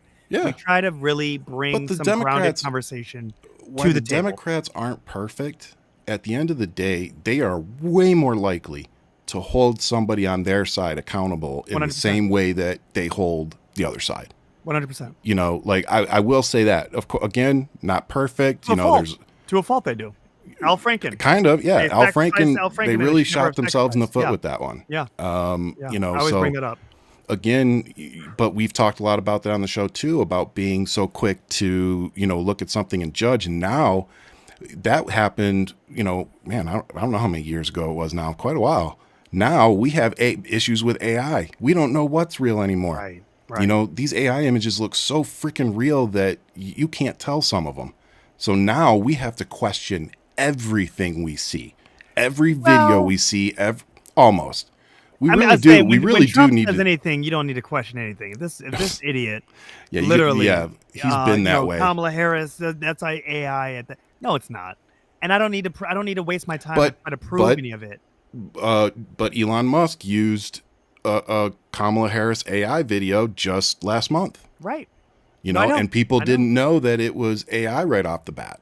So it's just things like that, man. This is where you start seeing people's credibility fall apart. Like, I no longer trust Elon Musk. I no longer trust Donald Trump. Like, they have not put anything of substance that actually is there for us to be like, oh, shoot, like, is this something that we should all be concerned about? No, they're just trying to enrich themselves. So when you look at the source of it, like, I don't expect you to be posting stuff and be like, here it is. Here's, some AI footage and try to blow it up where you're like cloud chasing. I don't see that happening. I see honesty from you. And that's the difference. I know people that follow online. It's like you're either one or the other. You're either going to be honest, and again, it happens to me too all the time. I'd say probably once a month. You post something that, you think is right. You try to do your due diligence, but it just ends up being false. Right. And the measure of somebody, who understands the responsibility that we have as social media personalities, influencers, whatever you want to call us, the people that understand that responsibility understand that we need to come back and correct those things. And that's where I think people that follow me, that's one of the reasons they follow me, because they know if I do get it wrong, that I will come and update it and be like, my bad. I'm not just going to delete it like it never happened. I'm going to go and I'm going to put a note on it that says, hey, I had this wrong, especially if it went viral, because then it's like you're doing a disservice if you just go delete it to try to cover your ass like you never said it. First off, there's already screenshots. You already know. But second, it just makes you look better to be like, damn, got that one wrong. Here's the correct information. Sorry, guys. Yeah. People almost always respond to that and go, I may not, and I get it all the time. I may not like you. I may not agree with you, but I respect the fact that, you correct yourself. I respect the fact that you told me that I have his balls in my mouth. Thank you.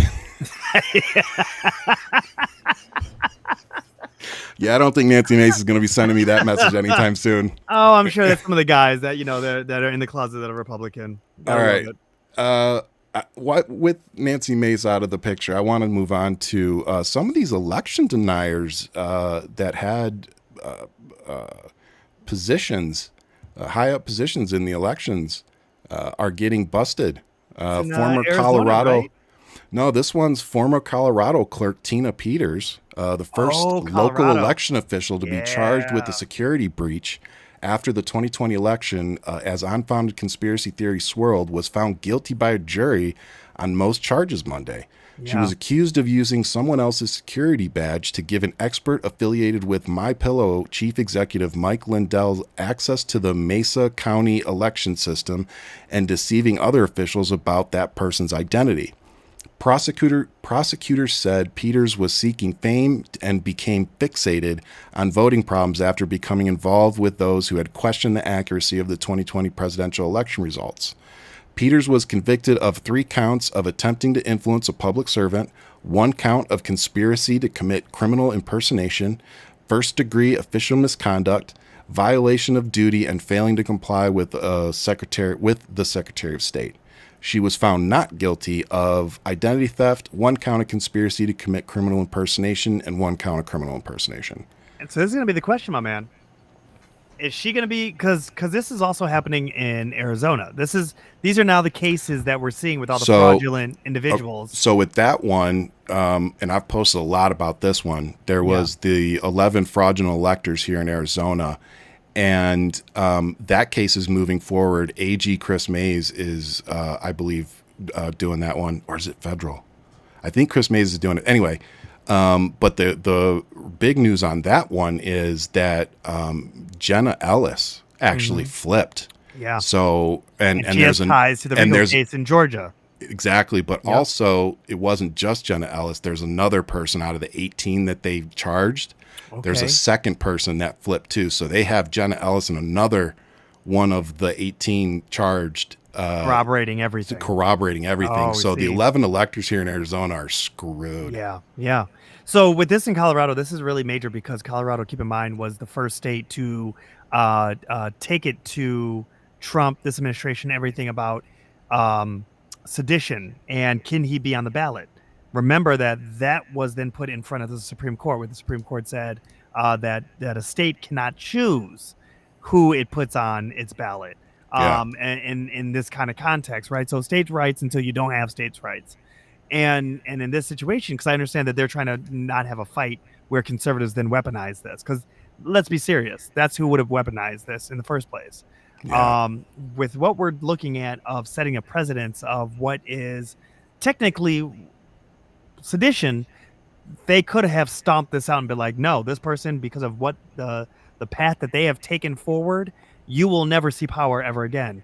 If we could all get behind that mentality, we would not be dealing with this now. We'd be looking at maybe Nimrata versus Kamala, and that would be our 2024 election. You know what I'm saying? Like, which would have been amazing. That actually would have been an election. That would have been a very interesting debate. It'd have been a very interesting battle. I would not just hand that to Kamala. I really would. I would not. That would be a strong ticket. Right and I there. hate saying that. I do. I hate saying that. I don't. I see it as 2 very intelligent, hardworking women who have literally but utilized America so much. What is that? Haley has lied so much, though.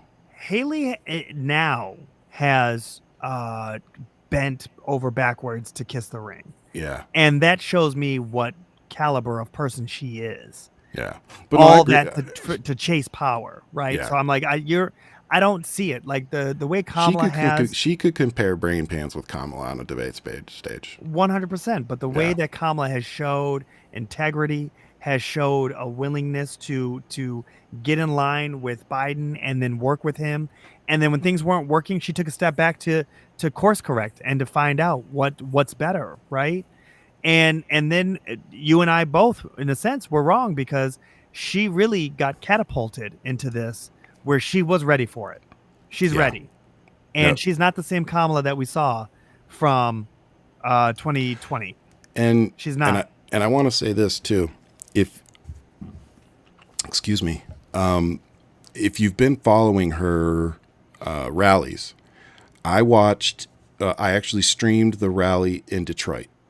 And in Detroit, she ended up being protested on by, I believe it was pro-Palestinian protesters. Yeah.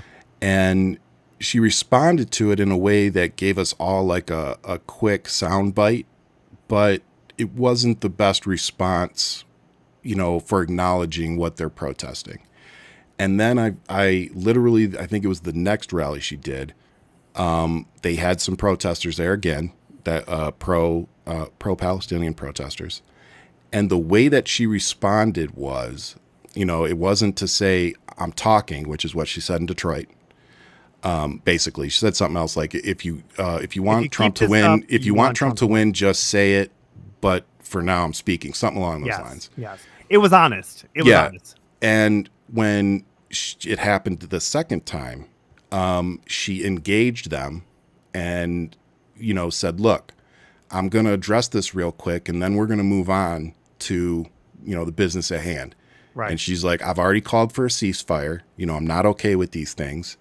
And, we're working on it. And the way that she was able to directly address them and shut them down in a way that, it wasn't disrespectful in any way. It directly addressed it. But it was also the perfect pivot to, okay, but now we're getting back to, the stump speech. Yeah. And so just seeing how she is able to take the constructive criticism that came along with that moment in Detroit and pivot it to, that's how you answer that. Just seeing her ability to do that. And I'm on the fence. I mean, look, if I'm here and I'm at a rally and you're going to just hackle me, I'm going to tell you, shut the fuck up. Like, in any way, shape, or form. But at the same time, I didn't mind it. I do understand your concerns. But at the same time, these hacklers that are coming to these protests or trying to protest, where it's like we're supposed to be a coalition, right, of different backgrounds and bring this flavor to the White House. Yeah. When you think about that and you go, okay, well, let me just read the room. Is this the one I need to be protesting? No, she's not the one saying, finish the job like Trump. Like, if you want to bring that kind of energy to a Trump rally and you protest him about ceasefire, that totally makes sense, Yeah. But she literally is out there like, I am challenging Netanyahu. So if anything, it's like, make sure you are heard on what you want, but at the same time, she's not the enemy. She's trying to get this wrapped up. No, she's you're trying to do her part, and it's one of those things where, you're calling Genocide Joe. What are you going to call her? Genocide Kamala? Because it's just not working out the way you want it to work out. You know what I mean? It's something like Kamala the Killer or something. You know what I'm saying? That. It's like, and don't even give them any names, Ryan. Don't even give Sorry. People are lazy as fuck. I know. It's one of those things where it's like, you know what? Nobody wants to see this. Everybody wants a ceasefire. But guess what? October 6th was a ceasefire. And now we don't have one. So where are we at right now? How do we get all the hostages back? How do we have these conversations? And how do we wrap this up? Also, are you addressing that Iran is behind all this and it's trying to start a world war? Where are you at? Okay, well, yeah, we'll get there. But no, I'm just saying in general, like with anybody who's talking about ceasefire, it's like, yes, but you have literally this proxy war that we've always talked about. And I know I always get animated about it because I just feel like people don't go the extra mile to actually look at what's happening. Nobody wants this war. Nobody wants to see this. But it was by design. It was all by design. And I like this too. What this person said is devastating over there. I've followed Gaza since it started. I'll probably have trauma from all the Al Jazeera I've watched. I've purposely not watched the video because it triggers me. So, I already know what's going on over there. I don't need to see any more videos of it. But I think that's the important comment that a lot of us need to remember is that I don't care what side you're on. I haven't heard a bunch of people screaming and shouting and supporting what's going on over there. Like, I'm really getting tired of seeing this back and forth of Democrats are okay with this. No, we're not. Like, nobody's okay with what's going on over there. No. Nobody with a freaking conscience. Nobody wants to see this. And nobody wants to see it. Dealing with terrorists. We have empathy. Like I don't understand the social media back and forth. This is, again, one of those things where just us as human beings should be able to come together and look at the information and stuff coming out and go, this is bullshit, and people are dying for no reason. Like, if you could watch those videos of, you know, a 12-year-old kid running around looking for his parents and then finding them both, you know, covered with a sheet. If you can watch that and not want to do something, then I think that's more on you than anybody else. And I'm just really tired of people accusing me of being okay with, you know, all this death that's happening over there, needless death. And it's like, you know, being somebody who served in the military, I fully understand that at a time of war, things happen, and most Americans couldn't even fathom some of the things that soldiers have to do. Some soldiers have to do. And I just wish more people could grasp what's going on and stop playing politics with all these people's deaths. Right. Stop playing politics with soldiers' deaths. Stop playing politics with kids dying, with mosques and hospitals being bombed. Like, I get it. You know, there's a terrorist organization over there. And when you're dealing with terrorists, it's not cut and dry. It's not black and white. It's much different than dealing with an army. You know, when you're going head to head with army, you know, military, that's not what this is. Right. So, you know, I mean, I have a bone to pick with a lot of people who conflate, but who also don't even understand what genocide actually is. Like, you want to use the word genocide, go look at Sudan. Yeah, that, you know, that word. Go look at actually what, like, you're literally diminishing what the word genocide is, and it's not proper, it's not right, and it's tragic. Nobody wants this. This is a war that is going on, and in war you are going to lose people no matter what. This war was built by design to use people as shields, and it was executed perfectly, and it's set up to literally attack Israel for what it is. And when you look at that, and when you look at the weight of what is now in place, we're not running to stop this war. If you have not noticed, America's not sitting here to be like, Israel, you need to sit the fuck down. Like, it's not happening. It's more so like, we need to make sure that you are protected, because it's bigger than what you're thinking. The tragedy of all this is that Gaza is the pawn. The tragedy of this is that women and children and men are the pawn. It's not okay. This is all by design by jihadists. This is by design, where it is the Republic of Islam that is set this in place of Iran, and using Hezbollah, using Yemen, using all these countries to attack Israel because of what? Because that they are Jewish. They're not Arab. They're not the same brethren. Even though they are cousins, they're not the same. And when you talk about genocide, you could also then dub, and we have somebody in the comments right now who's talking about it, would you consider October 7th to be genocide?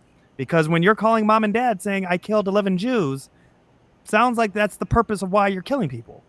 So look at the definition of what genocide is before you start throwing it around. And with the World Court, that court has been a joke for a long time, and they have not actually put in the amount of work, and they haven't even come to an actual determination of what it is. They said that there are signs of it becoming a genocide. They have, but they have not actually come out with a ruling, and you may not see that ruling for 7 years. So let me ask you this though: Do you feel that Israel, and maybe more directly Netanyahu, has committed war crimes? Do you think so? War crimes are different. War crimes are different. Yes, I agree. That's yep. But I'm asking you that question. So war crimes, I think that does need to be looked into. I think that there was some carelessness with a lot of this. But I also see a lot of precision happening. I know the individual who's putting up a lot of comments here. You're going off of numbers from Hamas, and I don't trust numbers from a terrorist organization. So I don't know what you're going to get But out again, of I think the important thing to remember here too is though that we're not sitting here saying, oh, this is okay. This, we're not saying that. Let's stop arguing over one word being, what is it? Genocide. Let's stop arguing over that. We're not sitting here saying it's okay. We're not sitting here saying that nothing's happening. We're not saying that, this is all make believe. Like, we're sitting here. No, something needs to happen. Something needs to be done. And what's been happening is not okay. Right. Like, let's stay focused, guys. Let's not get hung up on one stupid word, and let's stay focused on what's really happening and actually trying to prevent it from becoming an actual genocide. Yeah, 100%. And it's one of those things where when you're looking at this and you're looking at the now government body, which is running Gaza, that's a terrorist organization. And you could write genocide all you want. It means that you don't know what the word is. And that's all that you're telling me. And when I see that, and I see that even someone's not even willing to be open to a conversation about it, it's like you are who you are and you're in your own little warpath. If you were to consider this genocide being what's happening right now, then you too should consider October 7th being genocide. And that this has been going on for a millennia. And this is what has always happened, because these are the people who are originally from this property, this piece of land, and there's always been conflict in this piece of land. And it's always happened. Every so many hundreds of years, there's a major conflict. And it's going to probably outlive us. That's also a reality. I do hope this comes to an end. I hope that people get back to their homes. I feel for every person in Gaza, because of the way that their entire organization, their community has been weaponized, from church to mosque to school to even where there were supposed to be safe zones. All have had or are used for war purposes. So therefore, is it still a mosque? Because that is a war crime, to turn a mosque or a hospital into a place. And correct me if I'm wrong, Ryan. I would have to look that up if that's a war crime. A war crime to use a school or a hospital. I'd have to look that up. I'm not sure. By all means. And one of those things where it's, so when we talk about war crimes, yes, I think two people are creating war crimes. And it's one of those things where that's a possibility. And Rochelle is saying, she's confirming that is correct. But if you turn a hospital into a place where it's supposed to be functioning as a hospital, but you're using it for your soldiers, it is no longer a hospital. So therefore it's fair game, but it's a war crime on both ends, And the question that you have to ask the IDF, or you have to ask Bibi, is how many people are worth killing to get to that one person? And that I will say, you and I, Ryan, can go back and forth any day, where it's like, yeah, I don't think you need to kill 40 people to get that one person. How do you get a clear, precise shot? And then when you look at what the IDF has been doing, or what Israel's been doing with a lot of these heavy hitters being killed, because what is this person? Whatever, in our chat. How do you feel about killing 12 children at a soccer game that is in Israel? Had nothing to do with this war, but Hezbollah shot off a rocket and that's who it killed. It's people, innocent people are dying left and right, no matter what. And they're not even Jewish. They were, from my understanding, Arab. So and then it defeats the whole purpose, the whole narrative that people try to say it's an apartheid in Israel. It's not. It's just a lot of word garbage bullshit that is coming from the left, that I'm just like, you guys are smarter than this. Start doing your actual research and looking at it. But please lead with empathy. We don't want to lose people. Period. Yeah. I don't even know how to bring it back to what I was talking about, but sorry. Sorry. That's an Ian rant. Yeah, I guess. But I want to talk a little bit more about these election deniers and the election cases going on here. So on top of Tina Peters, who was found guilty, lawyer Stephanie Lambert was removed from a Dominion election case. A judge barred an indicted election-denying lawyer from being involved in one of Dominion Voting Systems' 2020 election defamation cases after she publicly leaked the company's internal emails. The lawyer, Stephanie Lambert, had represented former Overstock CEO Patrick Byrne in the lawsuit, which Dominion filed because he has repeatedly accused the voting technology company falsely of rigging the 2020 election against former President Donald Trump. Federal Judge Maxilia Upadhyaya, sorry. I'm making a soundbite of this. Yeah, please. Said Tuesday in a searing 62-page ruling that she was removing Lambert from the case because of her truly egregious misconduct, concluding that she flagrantly and repeatedly disregarded court orders by publicly disclosing thousands, if not millions, of internal Dominion documents without any legal justification. Lambert's actions were intentional and clearly meant to inflict the harm that has resulted, the judge said, adding that this court cannot allow such intentional, dangerous, and relentless misconduct to continue. Like, wow. We're seeing people actually be held accountable. And seeing them, like the Trump MAGA people, like completely freak out over accountability, it's just hilarious to me. It's like, guys, this isn't like political persecution. This is accountability. This is what our laws were written for. Nobody should be above our laws. Not me, not Ian, not Trump, not anybody. Right. And we're seeing that put into action here. So, and I'm not saying that the law is never used incorrectly to go after people, but I think anybody with a rational brain has watched this process with Donald Trump and knows that they have dotted their I's and crossed their T's, being the first prosecutors to ever go after a former sitting president. Right. Like, these people are putting their careers on the lines for this, and they have to get it right. So it's good to see these judges stepping up and removing people from cases and, seeing actual people that participated in trying to manipulate the election, like Tina Peters. It's good to see these people finally getting their due. Which I think this is going to lead up to the election, man. I think that it's going to be like Judge Marchand has a sentencing in September. So in just a month, and you're going to see. And I love that he keeps. No, I'm not backing off. Trump his team has asked, can you guys delay this until after the election? He said, no, there will be a sentencing. We gave you enough time. We looked at what the Supreme Court has done. I think they asked him to remove himself again, and he for the second time he said no. They're going to ask tons of things, and this is all. He's like, Ryan, I'm not. This is all budding up until November. Okay, get ready, and Chutkin's coming. All right, the DC case is coming, and it's not. I'm sorry, it's not going to be a case. It's going to be a hearing. It's going to be a hearing to go through all the evidence that can or cannot be used against him. Well, guess what? That hearing can be publicized. So you can now see all this new information, which watch the attack start on her. And that's going to be unfolding come this September, October. Yep. So he's not in the clear, man. He's not in the clear. No, he's not. So speaking of misinformation, OpenAI ended up shutting down some accounts, some ChatGPT accounts that were linked to Iranian disinformation operation. Yeah, man. Yeah. So they're definitely on the attack. Yeah, man. This is interesting. Seeing how AI is being used to help not just distribute but actually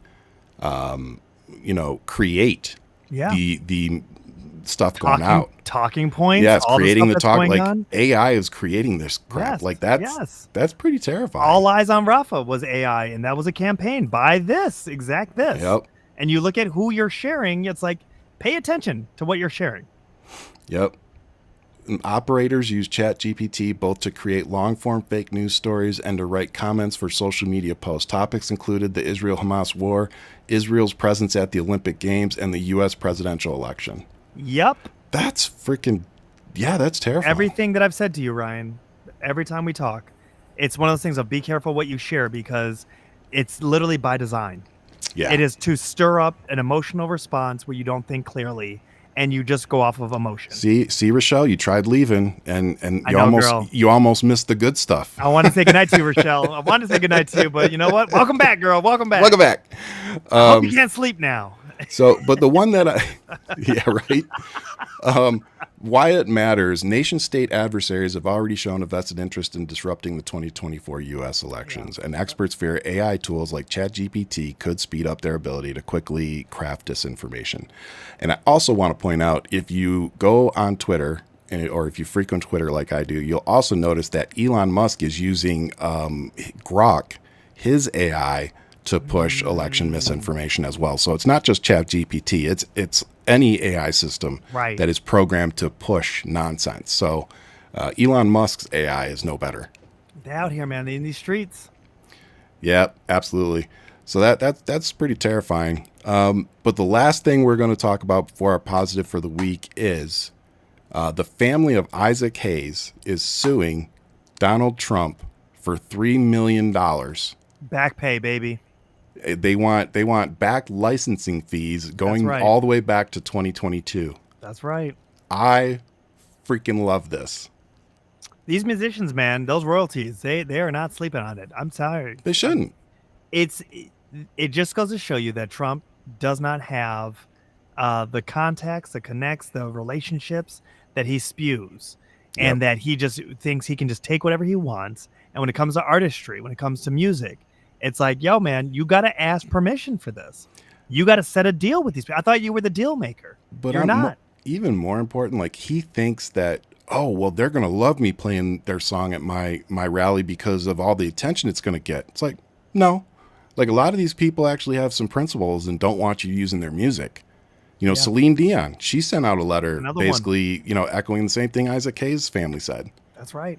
Like she's not going to play around, and she has the means to go after him. Oh yeah. But that's a hefty number, man. That's another $3 million. Another invoice. I see a fundraising email in Trump supporters' future.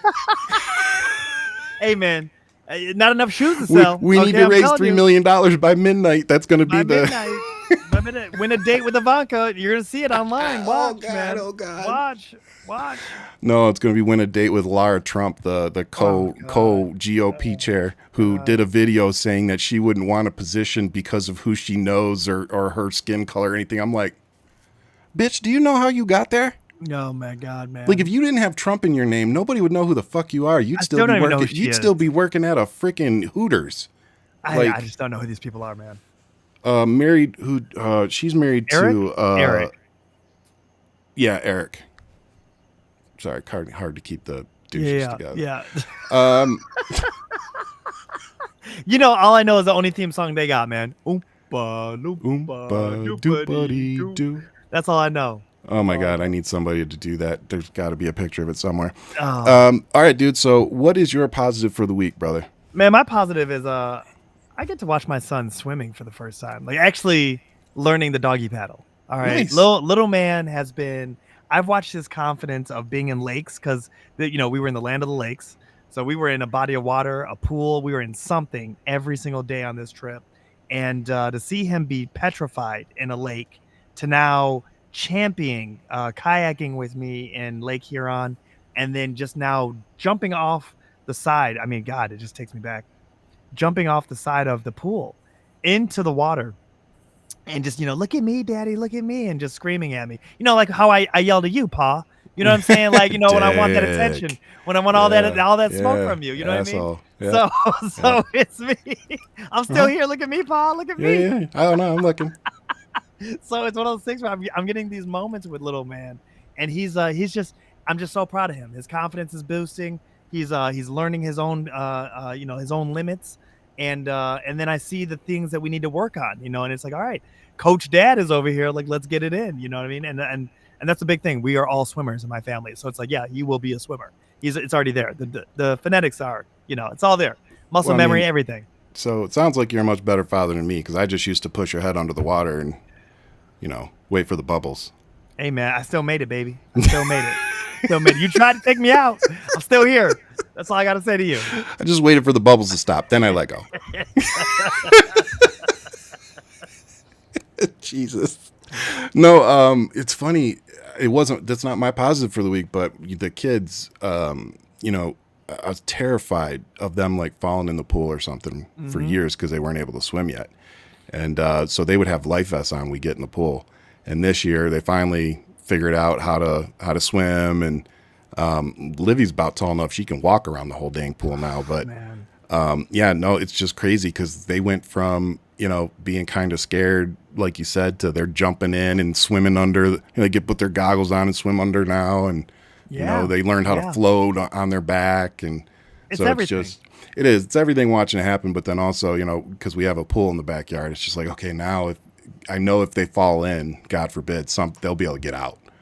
Before I wasn't so sure. So, What is this?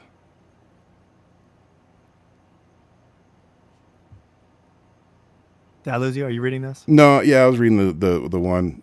Like, I just don't understand anybody that's still willing to vote for Trump. Like, No, I think this is a actually sweet message. I will say, yeah, it's a nice message. Because it goes to show you that we are all American, and these are things that we all love. Like when you put in perspective of we all just want to have those days where we could be with our kids in the pool and teach them something and teach them to be better than what we are.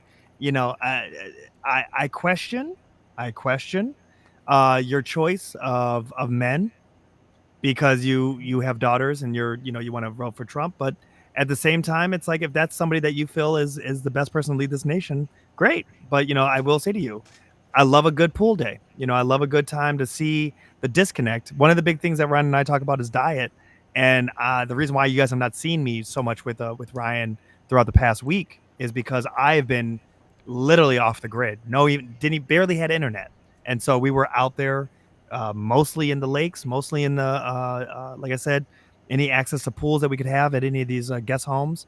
But this was the reality, and it was great to be just amongst people and just talking to random people, whoever. And I don't even care who you're voting for. It was just, how are you? Oh, thank you for opening the door. Like just that human interaction and just getting that in. But, I get it. I totally get it. Yeah, man. You still got a couple more months to change your mind, though. Yeah, right. Come back and keep watching the show. I'll change your mind. Maybe you'll find something from us. Who knows? But I hope you had a good time with your girls swimming. My positive for the week, I have a meeting with an agent next week. So yeah. Congratulations, Ryan. Yeah. So You've been putting in the work, man. You've been putting in the work. I have a buddy who's, I don't know, he's kind of like my manager in a way. But he's been helping me set up some stuff. And, we've talked about it. I'm just at a place where I just feel like I'm kind of pinged out, like I'm running at 100, most days. And I need somebody else to take some of this stuff off my plate. Yeah. But also I need, this meeting is for, like trying to get me out there more, like try to get me booked on shows and stuff like that. So, yeah, it's it. Just don't end up like Nancy Mace ending up on the wrong show. On the hot seat. Yeah, right. They'd get a show out of me though. Oh yes, they would. Well, she has balls in her mouth, so that's what's happening right now. Yeah, yeah. I don't know if I'd say that live on air, but Ryan, I probably would. I'd tell you what I would have asked her this on air. I would have literally looked at her and said, why do you think that a felon, a business fraud, and a rapist is best to lead this country? That's what I would have asked Nancy Mace on air. Yeah. Screw the can you say that he shouldn't have said that about her being black? Fuck all that. Why do you support a 34-time felon and multiple-time business fraud who's had to pay fines for fraud multiple times? Again, 1992. Go look at the casino. And a $3.2 million fraud case with his dad.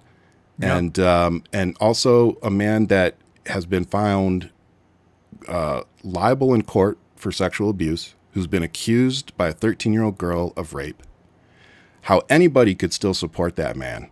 And that's not even talking about how big of a failure he was in the White House for 4 years. Like, right. Like we're just talking about him as a person. Like in 2016, you guys voted for him because we literally had him on tape saying he assaulted women and they let him do it because he's famous. He was an outsider. He was against the norm, right? That was the well. shtick. I don't care who you are. If a video came out of Joe Biden or any other Democrat saying that he grabs women by the pussy because he's famous and they let him do it, they would have had to drop out right then and there. But Republicans, they'll put that motherfucker in the White House. That's the difference between the Republican Party and the Democrats, right there. They don't give a shit if you're a rapist as long as you're on the right side of the political aisle.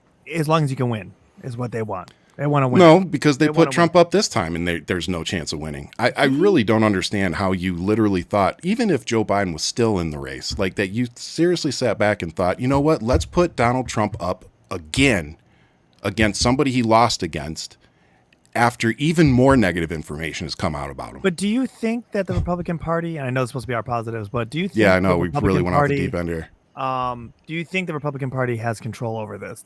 He runs the party. That's the reality of it. Bullshit. He runs the party. No. He runs that party, which is No, why he it's a doesn't. cult. No, he But doesn't. you don't think that he runs that party? No, absolutely not. There are people behind the closed doors that are running it. He is the figurehead. He is the delivery system. You don't think that for everybody's spineless around him, that they don't want to challenge him because they don't want It's to be not that they're spineless. primaried out? You don't think all these Republicans, Josh Hawley is spineless? Mitch I mean, McConnell? Hawley. No, I see. But Nimrata? again, we're You don't think talking. these people are spineless? You're talking about. You think Donald Trump is telling them, "Don't do that." No, there's other people behind closed doors telling them, "You're not going to run against Donald Trump. You're not going to come out and speak out against Donald Trump." I get that. I get that element of the hand of the king who's telling them to kiss the ring. I get that. I'm saying though that he is the brand, and they're not removing the brand because they don't have because anything. the MAGA brand, they don't have anything to replace it with, and it was still bringing in too many donor. They kept Donald Trump because of the donor money.